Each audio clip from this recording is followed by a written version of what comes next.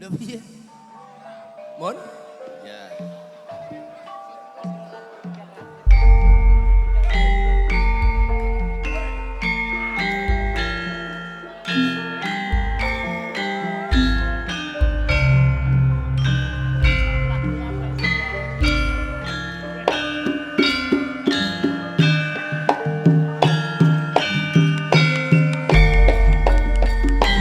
Nuwun pangapunten.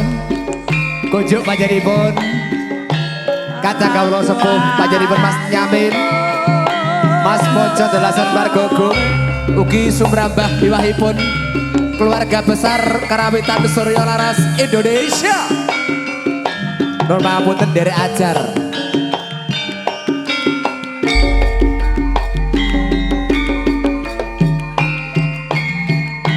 Mas Kempor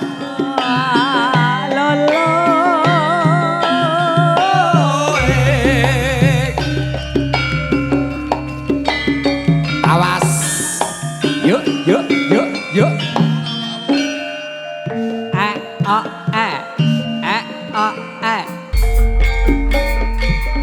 Ya Pak, kaya ngene lelakonku,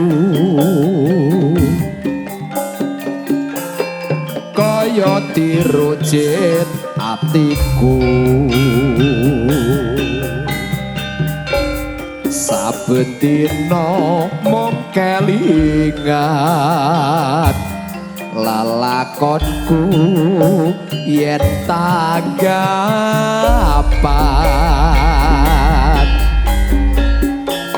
Rina wengi sing tak puji, kapan boyo aku bisa urip mukti. Saben dina mung tak impi kasembadane lelakonku iki. Nanging aku ora tahan kena godha ing sak dalan-dalan.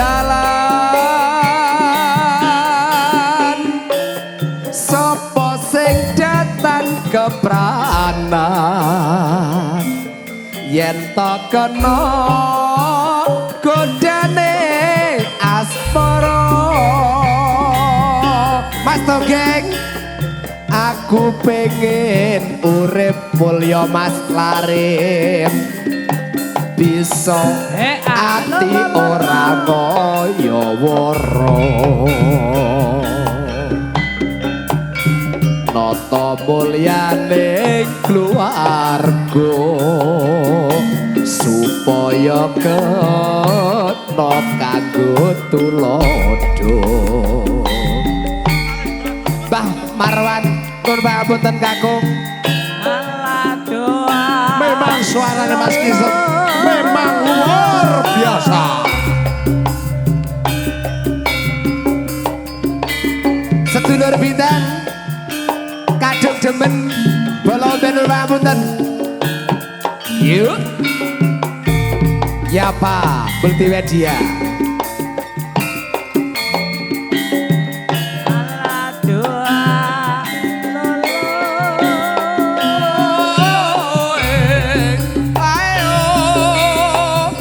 Yuk, awas. Solo. Yuk, ayo tarik.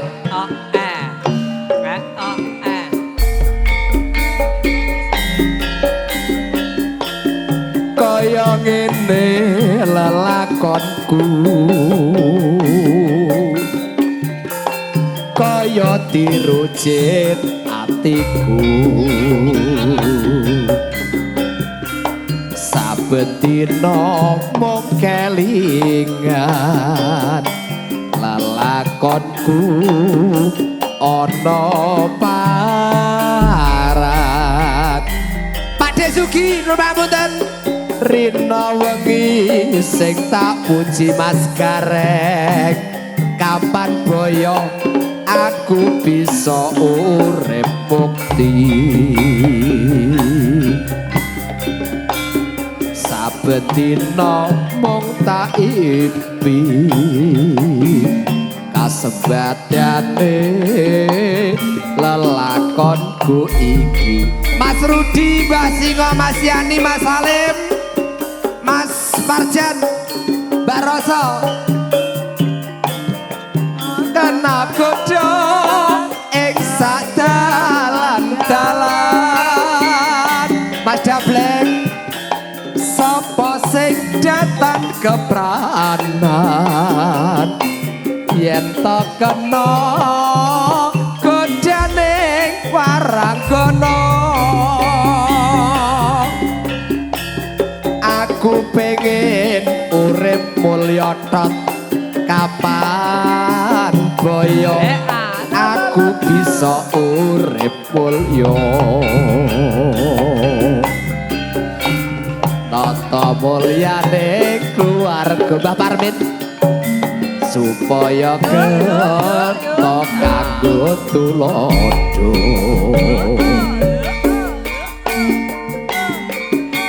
Omah suwung nun ngapunten sarengan kalian Surya Laras ingkang ngersakaken omah suwung kasumanggaaken. Sumangga omah suwung.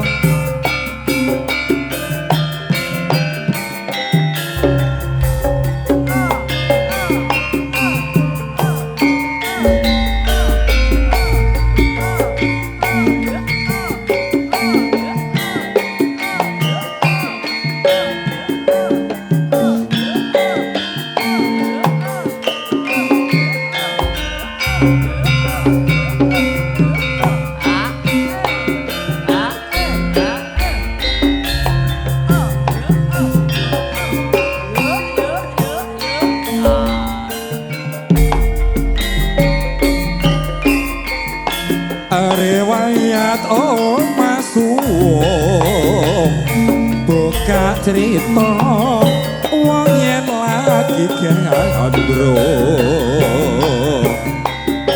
ana panggonan kang nesta aku kowe bisa gandeng rasa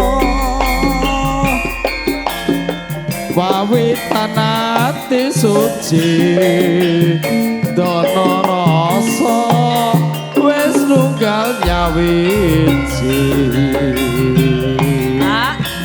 wis wong kang kepak prasasti wirangise padha dilakoni. Omah suwung tanpa timar yen tresnamu ora bakal ilang. Omah suwung tanpa awan yen tresnaku ora bakal ilang. Penang geget latiku kok pasrahke jiwa lan aragamu. Mano sriti padha awan omah suwung sing dadi kenangan. Ora nyono ora ngira pasir Bersama Surya Laras Kang Mas siapa? lara tresno. Saben dina mung kelingan yen to weruh atiku tratapa. Piye aku renolongso lara tresno wis mlebu ning dada. Tatu ora bisa mari yen sliramu ora gelem abani. Pancen aku wong ra duwe mung sarwa susah ing saben dinane.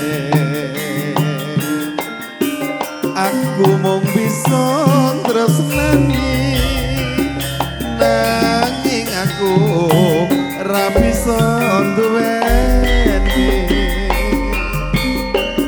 tak sanggane tak trimane lara tresno kaya ngene rasane sing tak pikir rerumungso mergo saiki uripe mulya monggo mas ingkang nyuwun gending tak ugem prasetyamu anti-anti kapan kalimu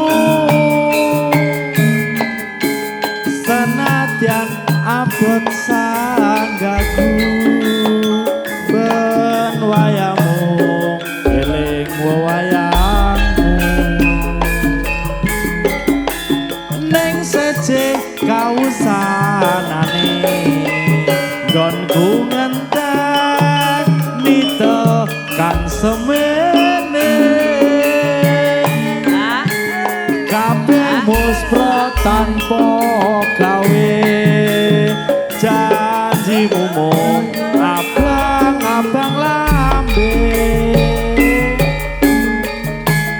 ning bandara tak parani sakwise telung taun ngenteni nyatane kowe ra bali janji murah kena tak ugemi niatmu mung edan bondo nirwakake atine wong tresno teko mentolo sulaya nyitrani sak kabeh prasetya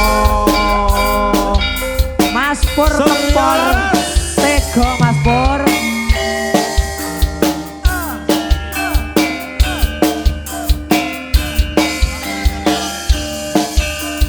monggo Mas Pur tega tenan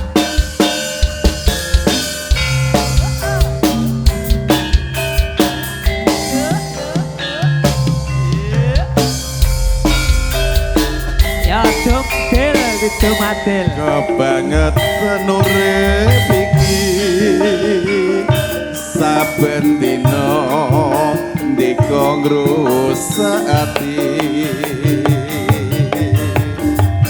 woe ngarene saumpama mbok yo eling rikala semono katong riwis-riwis awan tiratri keiringan tanggih sumandal mayang atiku yen anyawang nasibing anakku